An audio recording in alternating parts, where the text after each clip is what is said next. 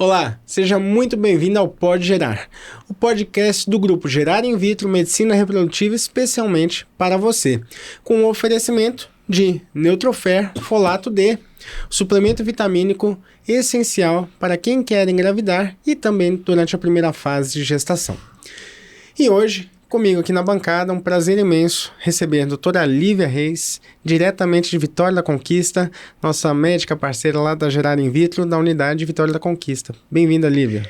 Mais uma vez, obrigada pelo convite, pela parceria. Estamos aqui para poder conversar um pouquinho hoje sobre os óvulos, né, Bernardo? É isso aí. Comigo também, doutora Janaína Serra, um prazer estar com você, Janaína. Obrigada pelo convite. É isso aí. E meu parceiro... Tamo junto. É isso aí. Doutor Emílio Garavini, sempre conosco aqui. Bem-vindo, doutor Tô precisando de umas férias, hein? Quando é que você vai me dar? Vou te dar. Vamos acabar de gravar essa temporada, te dou uns 15 dias tá de ótimo, intervalo. Tá bom? Ótimo.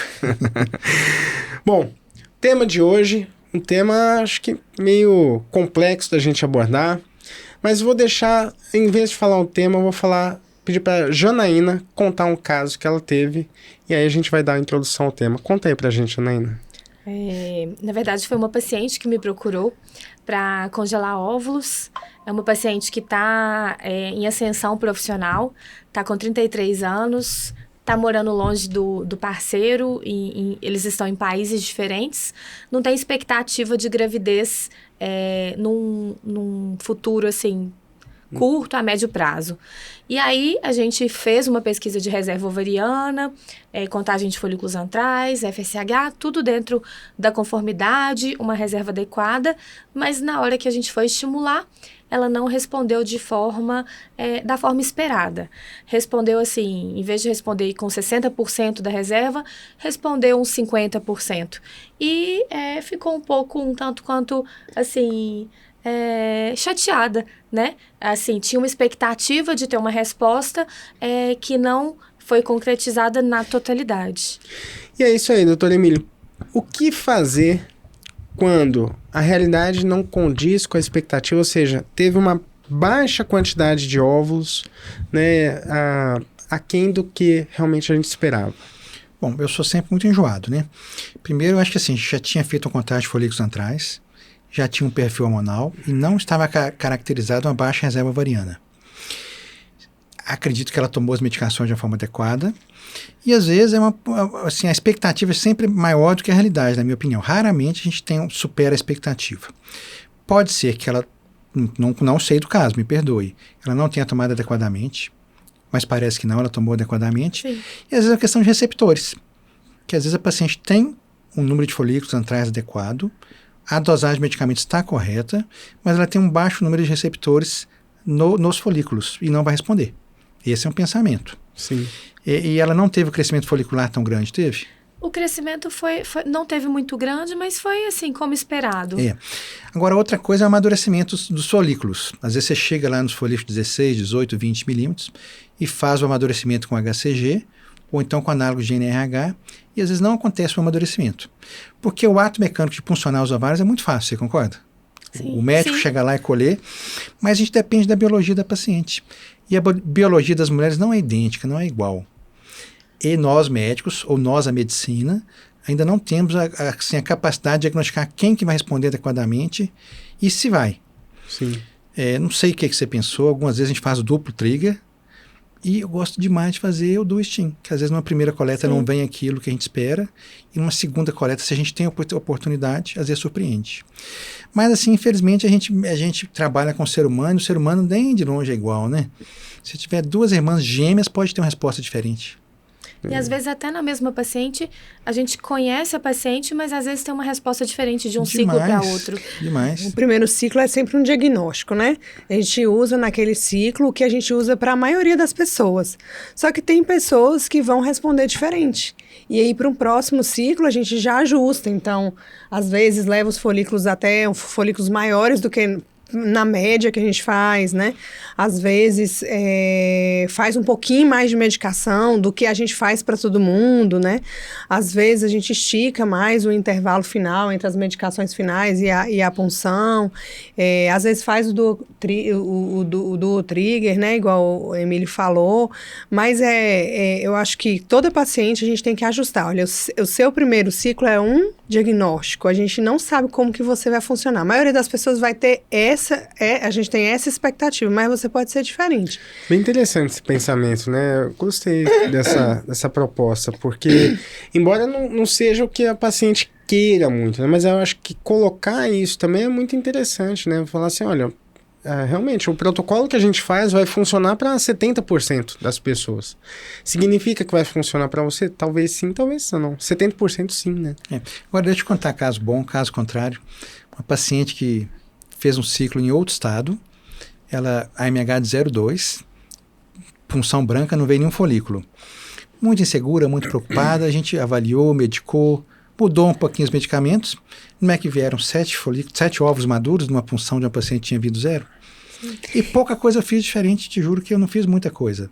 Eu só acompanhei, fiz. E na segunda punção ela também veio com mais 7. Eu fiz um duistim nela. Então, assim, é uma caixinha de surpresa, infelizmente. A gente não sabe. E a gente sabe também que de um ciclo menstrual para o outro existe mudança na leva folicular. Não é igual, né? Igual, por exemplo, eu tive uma paciente recente, igual a Emílio falou, lá até na Gerá, que ela tinha uma perspectiva de que 9 óvulos. E ela teve 20. Então, assim, eu falei, foi muito acima da média. Assim como a gente tem as abaixo da média, a gente tem as acima da média também. E de um ciclo para o outro, né? A gente, às vezes, tem uma paciente que num ciclo vai muito bem e no outro ciclo vai mal. E a gente faz, às vezes, o mesmo protocolo. A gente fala, foi muito bem nesse ciclo, vamos repetir. E aí, tem uma leva folicular diferente e aí dá diferente. Né? No geral, eu sou bem, não pessimista, mas muito realista. Sim. Então, eu exponho muito para a paciente a pirâmide invertida. Sim. Então, às vezes a paciente acha que a contagem folicular vai ser o número de óvulos que a gente vai conseguir, número de embriões. Não é. Daquela contagem folicular, de folículos antrais, 70% vai crescer. Né? E desses 70% que vão crescer, talvez 70% vão ter óvulos. E aí você ainda perde óvulos maduros e imaturos. Então, vai afunilando. E aí a pessoa tem que ter isso em mente, além de que os exames que a gente faz pré-tratamento são exames que nos dão uma ideia, mas eles não são 100% garantia de resposta ao tratamento. É muito interessante a gente saber, gente, que os exames que a gente faz, tanto espermograma quanto contagem de folículos, é um exame quantitativo, não é qualitativo. Então, por exemplo, eu tive um paciente azospérmico e eles tiveram um rendimento de tratamento, assim, para cada 2 óvulos, um embrião. Então, assim, eu tenho pacientes que têm uma quantidade boa de progressivos, uma quantidade boa de óvulos e uma formação péssima de embriões. A gente só vê a qualidade no cultivo embrionário, né? Então, nossa, doutora, mas eu tive pouco embrião. Mas você tem infertilidade. Né? É uma doença que talvez todo mês o seu óvulo e o espermatozoide estejam se encontrando dentro da sua trompa, mas é um embrião ruim às vezes, que não vai morrer ali na trompa mesmo. Então, tem que ajustar muito a expectativa, né? Pra gente não ter desistência e para o paciente entender que cada caso é um caso e que o dele pode ser um pouco pior mesmo, né?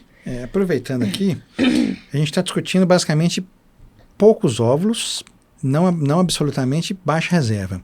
E o mais importante sempre é, se for possível, fazer o diagnóstico precoce, não adiar o tratamento e, fazendo o tratamento, persistir e não desistir no primeiro resultado negativo. Sim.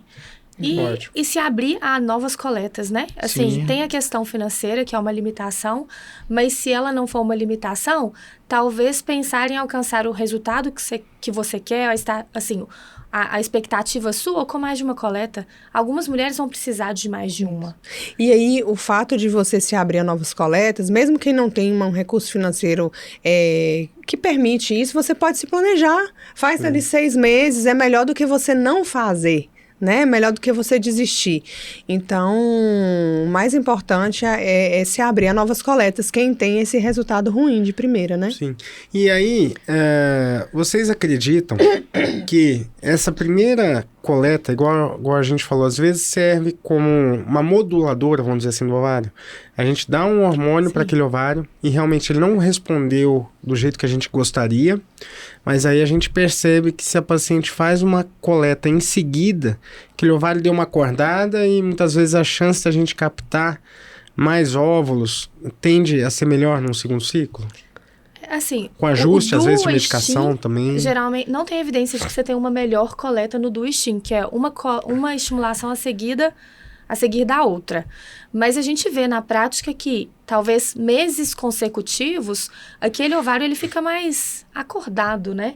Até um ponto importante, principalmente nos congelamentos sociais, é que muitas mulheres chegam solteiras, sexualmente ativas, com um método contraceptivo, em uso, um DIU ou uma pílula. E como que você vai parar aquele método para ela fazer um congelamento e expor ela a uma gravidez indesejada? Então, algumas vezes a gente faz essa estimulação, esse congelamento, em uso de algum método hormonal. E isso pode piorar um pouquinho a resposta ou necessitar um pouco mais de medicação. Sim, sim. Você acredita, doutora Emília, que ajuste de dose ou mudança de medicamento também pode produzir uma melhor resposta? Eu diria que com certeza. É muito, muito comum a gente sempre mudar alguma coisinha. Às vezes você muda o método que você vai fazer o bloqueio, às vezes você estica um dia. Hoje mesmo eu fiz uma segunda coleta de uma paciente que eu já sei, já programei de início 11 dias de estímulo, que ela demora um pouquinho mais. Paciente menos jovem com endometriose, que já teve uma resposta mais lenta no último ciclo. A gente sempre muda. Mas aí, infelizmente ou felizmente, você tem que usar um pouquinho da sua experiência. Que não existe um protocolo, uma determinação científica específica para. Aí vai muita experiência do médico e da experiência com a paciente, que é o que você falou. A gente vai fazer o primeiro ciclo e vamos ver. E só lembrando aqui, a gente teve um caso muito curioso na clínica. Uma paciente que veio para congelar óvulos, 38 anos mais ou menos, e ela fez uma primeira coleta, acho que vieram 2 ou 3 óvulos, voltou para a segunda coleta, veio 1 óvulo apenas, terceira coleta veio 1 óvulo apenas. Aí o doutor Emílio falou com a paciente, falou, olha, tá difícil, né? Foi conversar com ela e aí falou, dá uma descansada, depois você volta aqui. Não foi isso, doutor Emílio? Exatamente. E aí ela voltou, foi fazendo um acompanhamento, acho que mensal ali A gente acompanha a onda folicular. de onda folicular. Depois de sucessivas ondas ruins, veio uma onda muito boa. E aí fizemos a coleta, vieram 9 óvulos, se eu não me engano. Veio foi? bastante, não lembro. É. A mesma paciente, com o mesmo nível nutricional, só que no momento ali específico ela veio uma onda muito boa. E a gente já nem tinha muita esperança de vir essa onda, porque repetidamente ela tinha uma onda pequena. Essa questão de cada ciclo menstrual é diferente, né? A gente não é igual o tempo todo, né? Então, assim, às vezes pode acontecer essa questão. Eu também faço muito isso com a paciente que tem baixa reserva. Vamos tentar mês que vem, porque coletar às vezes, igual a Emília falou pra ela, né? Coletar às vezes um óvulo é como se fosse num ciclo natural, sem medicação. Sim. Então, às vezes você ir vendo mês a mês pode ajudar também, né? A vir uma onda diferente, sem postergar muito, né? Também que a gente tem esse problema da idade. Mas É isso. Pessoal, então, se aconteceu com você, teve uma baixa quantidade de óvulos, confia no seu médico, discute com o seu médico, realmente fazer ajustes de protocolos, vai individualizar o tratamento. A tendência é realmente melhorar a cada nova coleta, né? Então, espero que tudo que foi discutido aqui sirva para te ajudar, para te apoiar a tomar mais consciência e tomar a melhor decisão em conjunto com o seu médico. Mais alguma coisa? Alguém quer complementar? Tem um caso interessante que Conte. é difícil, assim, a lógica, mas é o seguinte. Às vezes, eu tive uma paciente, ela tinha 38 anos, mas uma reserva muito baixa, com FSH alta, era uma pré-menopausa. E ela chegou para mim, infelizmente, para congelar óvulos, né? Não era nem para FIV, ela não queria engravidar na época. A gente tentou, começou a estimulação, não respondeu. E aí, eu falei com ela, olha, seus ovários não estão respondendo. Eu acho assim, quando você quiser, talvez engravidar, ovo doação, se for por métodos artificiais, mas continua tentando em casa, porque ela ainda menstruava. Ela foi para casa e engravidou espontânea. Porque a baixa reserva não necessariamente é a causa de infertilidade.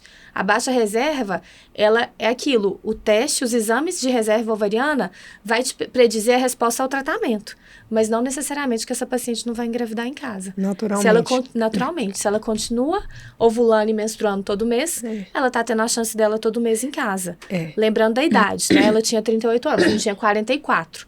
Então, assim, a idade é importante na qualidade. Isso, né? é muito interessante, eu costumo falar assim, se você tem 50 folículos antrais, você está num ciclo natural, tá tentando engravidar naturalmente, 49 vão morrer e 1 vai sobreviver. Se você tem 4, 3 vão morrer e 1 vai sobreviver. Então, não faz muita diferença se você está tentando engravidar em casa, né? A diferença é se você está indo para um ciclo de FIV, porque no ciclo de FIV a gente está querendo perto de 50, o máximo, né? Então, é interessante essa visão da reserva ovariana, né? Para quem tá querendo congelar óvulo. É bem interessante isso que a Jana trouxe. É isso aí, só enfatizar que vale a pena, assim, tentar em casa com um limite de tempo. Né? Isso. Não vai para casa, vai ficar lá 2 anos tentando em casa e vai voltar aos 40, né? Isso. Agora, basicamente... Captei seu pensamento, não foi? Sim, mas basicamente, baixa reserva ou baixa resposta justifica uma individualização e uma conscientização da paciente e do médico. E ajuste de expectativa. Né? E só acho que vale qualificar. O que é uma baixa reserva, né? Uma baixa resposta, né? Baixa reserva, quando que a gente considera? Em números assim, exatos, a MH abaixo de 1,1 e contrato de folículos antrais abaixo de 8. E baixa resposta? Baixa resposta é quando você tem abaixo de 50% de resposta aos folículos antrais que você tinha, quantos óvulos maduros ou quantos folículos você puncionou. É isso aí. Mais alguma coisa? Ajuste de expectativa. É o que a gente deve lembrar dessa bate-papo de hoje. Às vezes o problema mais é bater um papo e ser sincero. E estar preparado para mais de uma coleta.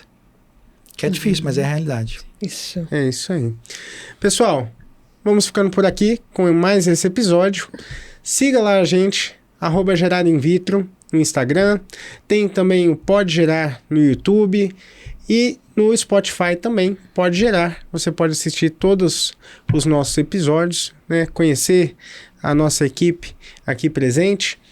E curte, compartilha, deixe seu comentário, que é sempre bem-vindo. Muito obrigado, doutor Emílio. Eu que agradeço. Obrigado, doutora Lívia. Eu que agradeço também. Muito obrigado, doutora Janaína. Foi um enorme prazer. E é isso aí, pessoal. Até o próximo episódio. Um abraço.